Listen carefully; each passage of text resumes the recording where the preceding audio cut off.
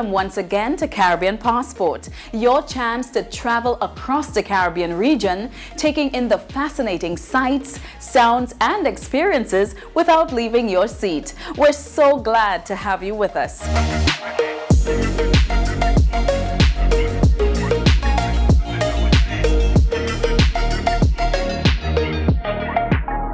Every year, millions of travelers have been enjoying the warm blue waters and balmy breezes of the Caribbean. Of course, we know that the region is known for much more than that. We're known for our fantastic food that's been celebrated every year at the Barbados Food and Rum Festival. The countdown to the celebration has started, and we got a special invite. Let's check it out.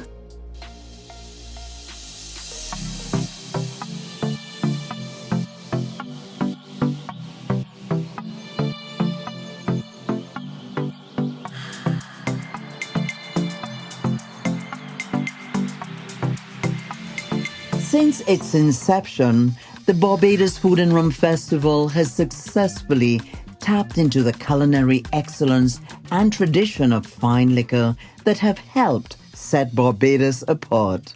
Well, once again, for those who like exquisite cuisine, and to be honest, who doesn't? The time of the year has rolled around, and the launch of the 2023 Barbados Food and Rum Festival at Estate 101 in Marival, Trinidad and Tobago, served as an excellent preview of what's in store. This year, we celebrate 12 years of the festival. We see the return of fan-favorite events, a stellar lineup of culinary talent, and a renewed partnership with Condé Nast. Additionally, this year, the Barbados Food and Rum Festival has been nominated in the Caribbean's Best Culinary Festival category by the World Culinary Awards. This is the 4th World Culinary Awards, and it celebrates and rewards excellence in the culinary industry through its annual awards program. This year's edition of the Barbados Food and Rum Festival has a vibrant schedule of events that are designed to adequately represent Barbados's reputation for fine food and rum, great attractions, and exciting activities.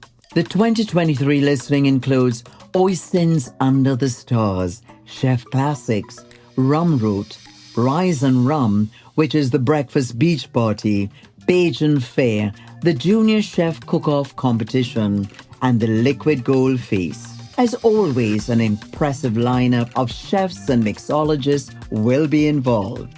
Food and Rum, we promote all our local chefs doing great local food, all local mixologists doing great local drinks. We are going to combine our local stuff, all our local fruits, vegetables, meats, and we're going to pair them with everything that we have to offer in Barbados.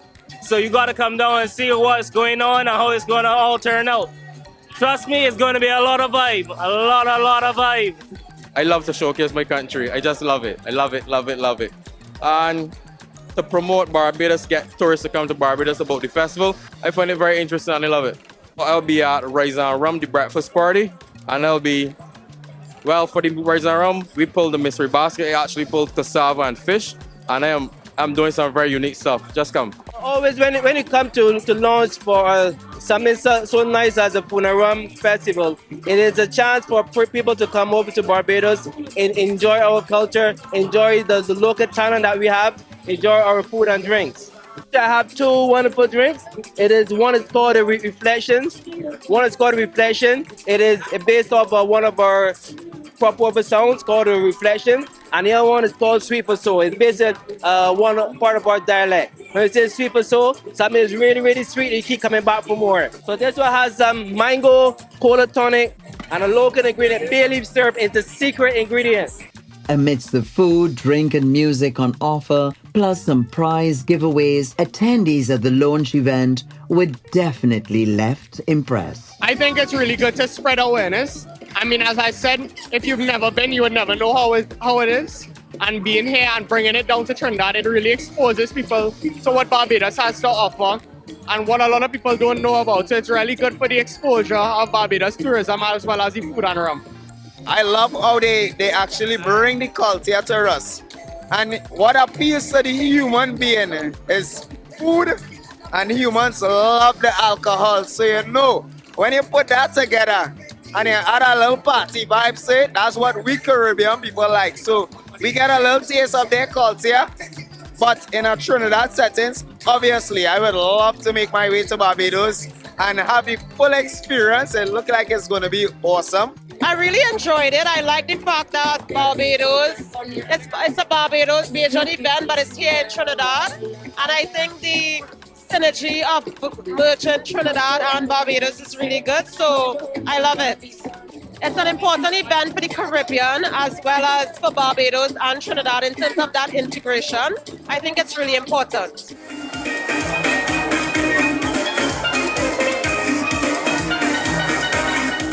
And there's still time to book flights, grab tickets, and get in line for some great culinary offerings at the 2023 Barbados Food and Rum Festival. It will be well worth the visit, I promise you.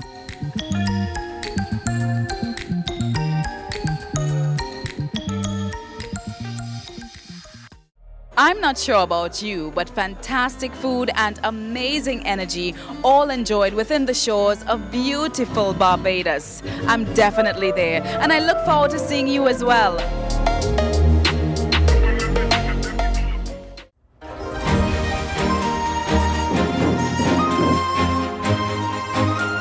The stage was set. All the planning was finally about to be actioned. The inaugural Futong Association Chinatown 7K road race would be Port of Spain, Trinidad and Tobago's first major long-distance running event in 30 years. We enjoy doing the races. This is a 7K, so it's a little more than the 5 that we're accustomed to. So we're excited. The bunch of us, me and the other 2 guys, we normally do hiking on a weekend. So we do the trails, but we like to do a little road race. Just want to challenge myself a little bit. I mean, I have been running for a couple years well. And I said, look, let me just give it a try.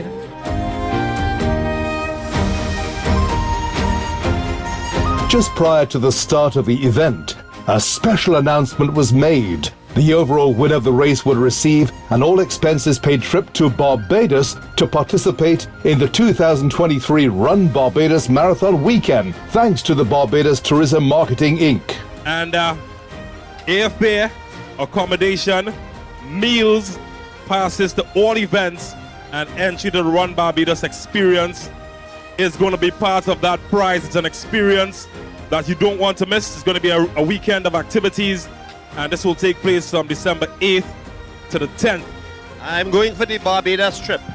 All right, so that is up for grabs. I think I'm going to put a short pants on as well too. I want to take part in that Barbados trip. But you can't win because I will beat you. Oh boy, I'm already starting second. Yeah, second. With that extra bit of motivation, the runners sprinted into action at the sound of the horn at the starting point outside of the famous Futong Association building on Charlotte Street. The mass first ventured through downtown Port of Spain, going south on Charlotte, taking one block on Independence Square and then heading north on Henry Street. By which time there was already a breakaway quartet at the beginning of the battle between Trinidad and Tobago's Nicholas Romani and Alex Akesa of Kenya. Akesa, followed by Romani, then surged ahead at the turn onto Queen's Park Savannah West. While Akesa still led Romani on the northern side of the Savannah, St. Vincent and the Grenadines' Linda McDowell was initially in front of local favourite Samantha Shukla in the expected main showdown amongst the women. 10-year-old phenom Shania Moore was not too far behind. Akesa, winner of the last 2 Run Barbados marathons, maintained his lead as Queen's Park Savannah East transitioned into Charlotte Street during the return to downtown. But it was on this final straight that Romani, the CARICOM 10K champion, was able to overtake his rival and breach the tape in 22 minutes, 3 seconds ahead of Akesa. What a thrilling finish. In the meantime, Shukla would steal ahead of McDowell on Queen's Park Savannah West and would ultimately enjoy the honor of being the first female to cross the finishing line in 29.16 minutes, with McDowell coming in behind her. Shania Moore would continue an amazing story by placing 3rd in the female division. All runners would receive medals as rewards for taking part in this inaugural Chinatown 7K challenge. and the top finishers collecting their well-deserved trophies. I just love running. I love sports. Ever since I'm small, I love competing against people. I just love the competition. So I enjoy this. It's always good to do a sport because at the end of the day, keeping you healthy, you eat right, you learn things about the sport. Whatever sport you're doing, you will learn things. You learn about nutrition, and you just have to stay committed, stay consistent, and you'll do excellent. It was a different experience, and I was looking forward to having the race in the heart of Port of Spain. So it was really a pleasure, and I really wanted to win because I know that people, the locals would be here to see someone, to see all the runners and stuff, and I wanted them to have that pride seeing someone from Trinidad, winning the race. For others, mere participation in the event was the most rewarding and important factor. I'm 72 years old. So when you reach our age, so you have to be active, and what is the better way than to do some 5Ks, even 2K, 3K, but come out and do something. Exercise is important when you reach our age. I kind of went on a health craze. So that's pretty much what it was. I started just trying to lose weight, and then I had a friend who was doing these races, and I said, well, yeah, why not? Let me try it. So that's what I was doing. It was a good experience. I think the crowd was well managed. The officers did an excellent job. The coordinators of the race did an excellent job. I could have stayed home and be right now on Facebook, YouTube, but I want to get out there. I want to get out there and show people here what. Go and get it done. Don't feel that you can't do it. Step out there and to really challenge yourself to keep healthy. With the blueprint finally coming to life with the first staging of the Chinatown 7K road race, top officials in attendance were able to express their admiration for what they'd just witnessed. I believe it perfectly exemplifies the enduring bonds and the friendship that unite China and Trinidad and Tobago. As the Chinese saying goes, a journey of 1,000 miles begins with a single step. It is heartwarming to witness people of all generations and from all walks of life of this city embracing this event. So yeah, for us it's an exciting moment. I think everyone today is a winner. It really is a great experience, and persons from all parts of Trinidad and Tobago are here today to experience this event, and I must say I am proud, and this is something the city would look forward to every year. What a great race. Congratulations to all the runners. I am Joe Chan, President of Phui Dong On Association. We are the oldest Chinese association in the country and have been in existence for over 100 years, a landmark in the community. When we planned this race months ago, our purpose was not just to stay a road race, but to help those in need who live in the city. So we decided to donate $100,000 to the homeless shelter of the city of Port of Spain to assist in providing housing for the less fortunate in our society. We all need to help those around us who are in urgent need of assistance. Kudos to the Trinidad and Tobago Police Service, Acting Senior Superintendent Daly, ASP Ramdeen, Sergeant Mirage of the City Police, along with a hard-working team from the Office of the Mayor, Port of Spain. The committee members of Phui Dong On Association, along with Race Director Raymond Chin Asang and the Chinese community, thank all of you for taking part and making the race a great success. See you next year.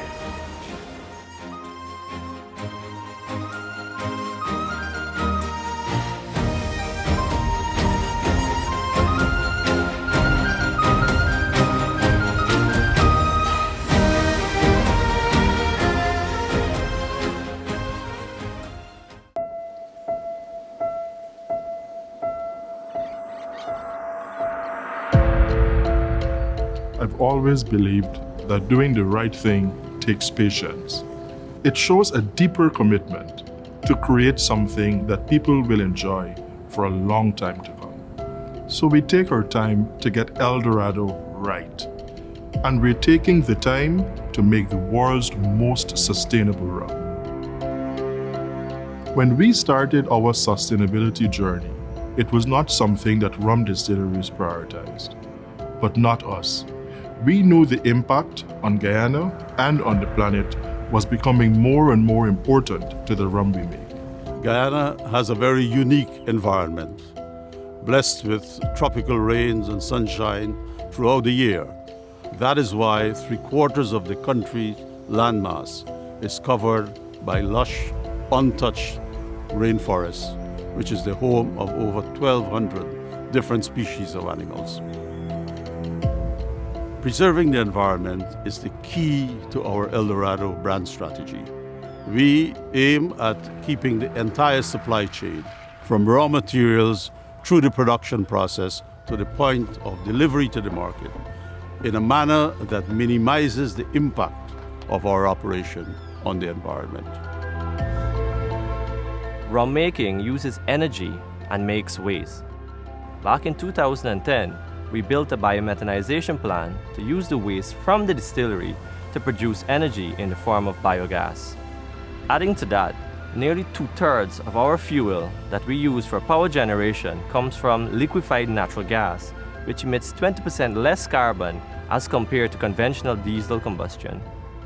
The CO2 we produce during fermentation is captured, treated, pressurized, and liquefied for use in soft drink according to PepsiCo's standard of 99.9% purity, as well as other industrial uses, thus reducing the release of CO2 gas into the atmosphere.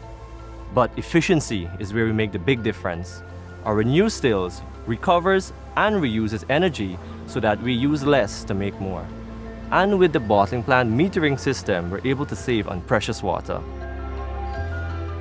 Rum is an integral part of our history as a Guyanese people, and El Dorado enjoys a very close relationship with the communities in which we operate.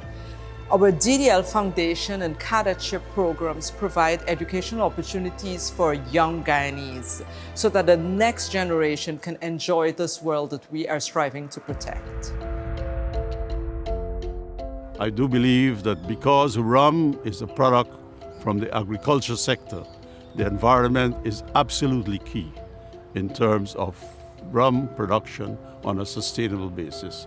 And that is why our goal is to keep El Dorado as the one brand that has the smallest footprint when it comes to rum on the international market.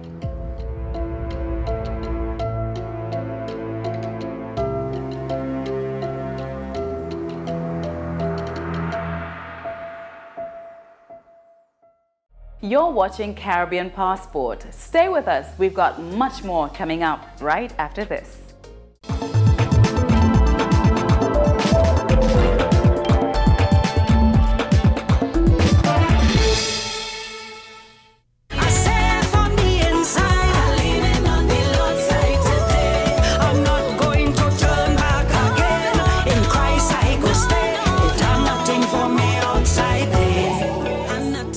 Today, we pay homage to the remarkable journey of an artiste whose life was a melody woven with threads of family, humility, and music.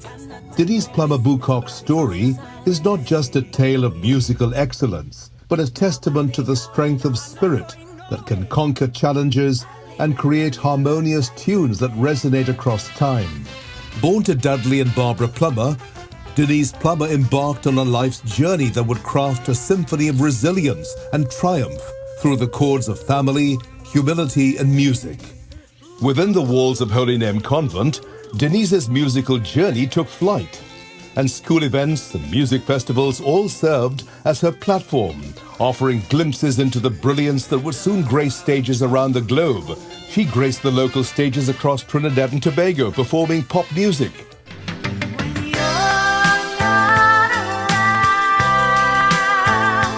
In a pivotal turn of events in 1985, Len Bugsy Sharp, the mastermind behind Phase 2 Pangroove Steel Band, extended an invitation for Denise to sing 2 calypso songs.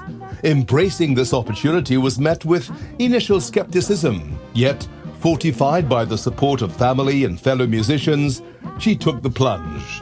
This marked the prelude to a striking debut in the National Calypso Monarch semi-finals at Skinner Park in 1986, igniting her venture into the vibrant world of calypso. Beyond this, her achievements extended to the National Calypso Monarch competition, securing third place in 1987 and advancing to the finals in 1988. Denise's prowess remained steadfast, reflected in her triumph as a 10-time Calypso Queen.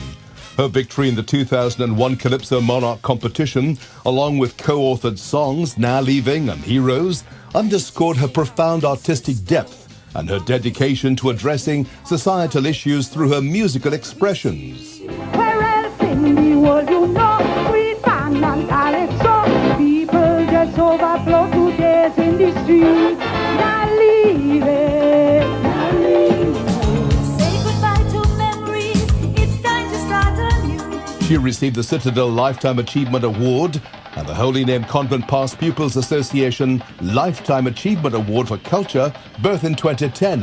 In addition, the Trinidad and Tobago Hummingbird Medal Gold for Culture in 2011. I'm not holding back my praise. Denise embarked on a spiritual pilgrimage, embracing her faith as a born-again Christian.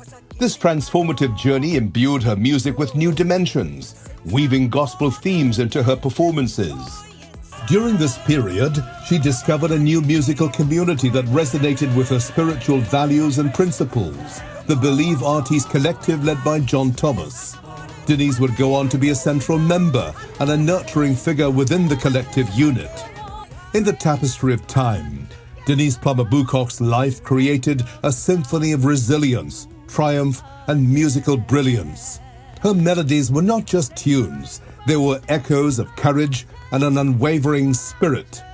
As we bid adieu to this extraordinary artist, let us remember Denise for the legacy she leaves behind. A loving mother and grandmother, her harmonious triumphs and unyielding love for music will continue to inspire generations. In her final act, the resonance of her legacy remains strong. Farewell, dear Denise. Your melody lives on.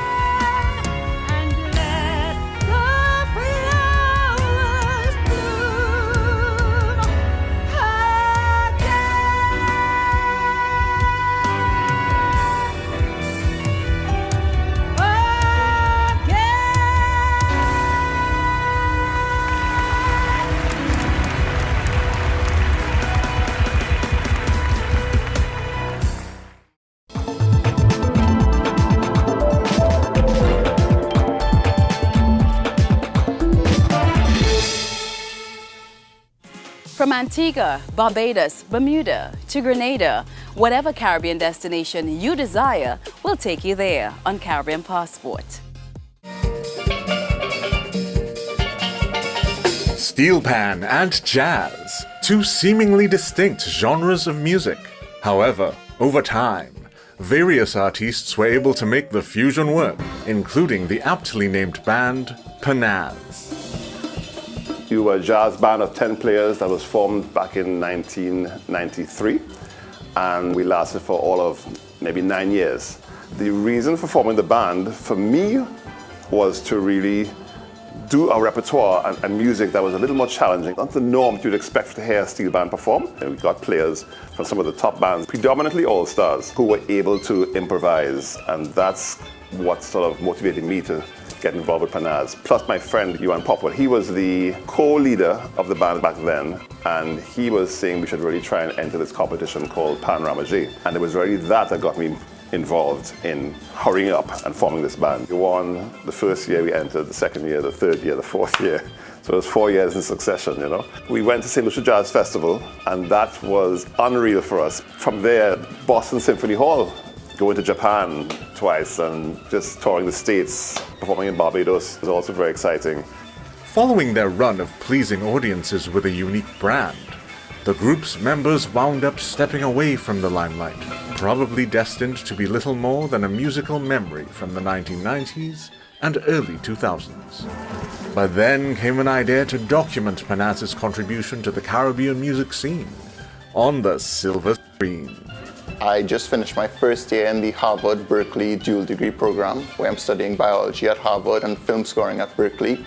And for a music history class at Harvard that was on music that has pushed boundaries in society, I decided for my final project to choose the band Panazz, because growing up I've always heard about Panazz from my uncle and other family members, and I knew the key role that they played in elevating the status of steel pan in our country and around the world. When this project came, my mind immediately shot to Panazz, and I contacted my uncle asking if he could help me to put together interviews to create a documentary.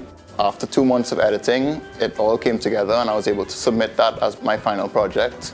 And what began as a university project has evolved into an invaluable chronicle of a one-of-a-kind band and its niche, which was to be unveiled to the wider world at the 2023 Trinidad and Tobago Film Festival.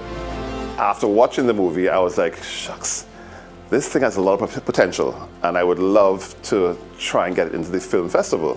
They accepted it. They just said they loved how it came across, and they loved the interviews and whatnot. I hope that what this movie accomplishes is what Panazz accomplished in a sense, which was to show Trinidadians and people all around the world what the potential of steel pan is. The hope is that by shining this light on Panazz, people will see the beauty of what our country has been able to accomplish and what we can continue to accomplish if we come together in unity, because the story of Panazz is really a story of different people coming together and becoming a family. And I hope that musicians and anybody could just see that to accomplish something so great requires that love for each other, and that it is through that the sky will be the limit. Panazz the band's existence was lively during its time. Panazz the movie now brings the group's achievements back into focus for the current generation of entertainment fans.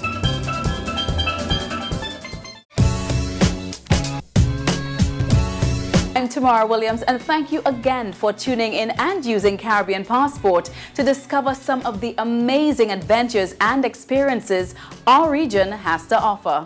Bye for now.